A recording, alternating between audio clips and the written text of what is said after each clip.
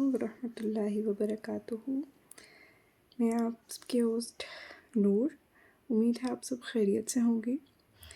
तो हम अपना लेसन कंटिन्यू करते हैं। लास्ट लेक्चर में हमने अलिफ से सात तक अपनी जो साउंड्स थी उनको सीखा था, इन लेटर्स की, इन हरूफ की।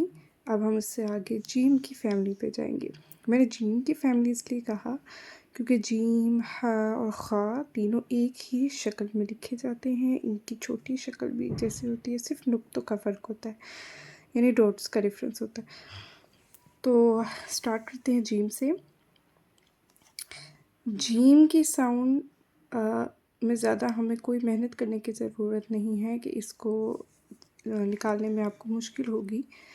जो हम इंग्लिश में ज साउंड निकालते हैं, जो कि जीम की साउंड भी है, उसी साउंड को हमने लेके चलना है। Gym, gym. उसके बाद हा। हा एक ऐसा लेटर है जिसकी साउंड निकालने में सबको थोड़ी मुश्किल पेश आती है। तो कोशिश करते हैं कि इसको भी हम आसानी से सीख सकें। आपका हलक के जो सेंटर, बिल्कुल आपके जहाँ पे थ्रोट का जो सेंटर वाला पार्ट है, वहाँ से इसको आप निकालने की कोशिश करो। हाँ, इसकी अगर हम सिंपल लाइफ में इसकी एग्जांपल सीखें तो ये कुछ इस तरह होगा, जैसे हम एक कैंडी लें जिसको खाने के बाद हमें ऐसा फील होता है कि जैसे एक कूलिंग इफ़ेक्ट आता है हमारी माउथ में, और हम एक साउंड प्रोड्यूस करते हैं। उसी तरह की साउंड को हा, ये वाली साउंड कहा जाता है।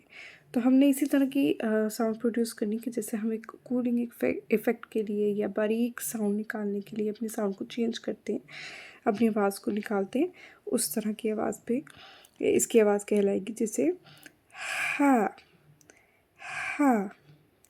अब हम इसी आवाज़ को थोड़ा सख्त करके बोलेंगे तो ये हो जाएगा खा, खा। इसे खा नहीं बोलना। बहुत से लोग इसको खा बोल देते हैं, ये खा नहीं है, खा। जिस तरह हम कहते हैं खराटे, ख, तो हम खराटे, तो ये रोंग हो जाता है। मैं आपको उर्दू की लैंग्वेज में ये बता रही हूँ, बिकॉज अरबिक में तो ये वर्ड नहीं है, बट ये उर्दू में है। तो ख, इसकी साउंड पे आपने सख्ती देनी। जिस तरह हमने हा में बहुत ही बारीक सी एक कूलिंग इफ़ेक्ट की तरह शो करने के लिए हमने एक साउंड को प्रोड्यूस किया, हा। इसी तरह, और हा में एक और चीज़ कि हा में साउंड बाहर की तरफ जाती है, ठीक है। हा, पहले हम थोड़ी सी अंदर और फिर बाहर। इसी तरह खा।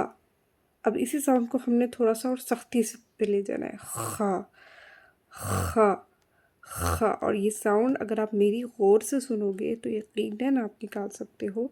इसमें आपको ऑटोमेटिक आपके ये आवाज़ निकलना शुरू हो जाएगी। अगर तो आप मुझे कॉपी करने की कोशिश करोगे, कोई आपको ज़्यादा मेहनत नहीं करनी पड़ेगी, या आपको सोचना नहीं पड़ेगा कि कहाँ से मैं निकाल रही हूँ। आपने सिर्फ मुझे कॉपी करना है, मेरे साउंड को बार बार सुनना है कि मैं कैसे बोल रही हूँ। देन ऑटोमेटिकली आपका इंशाल्लाह ये लेटर भी निकल आएगा, खा, खा, ठीक है। तो ये हमारा हो गया जीम की फैमिली। अब आते हैं दाल की फैमिली पे।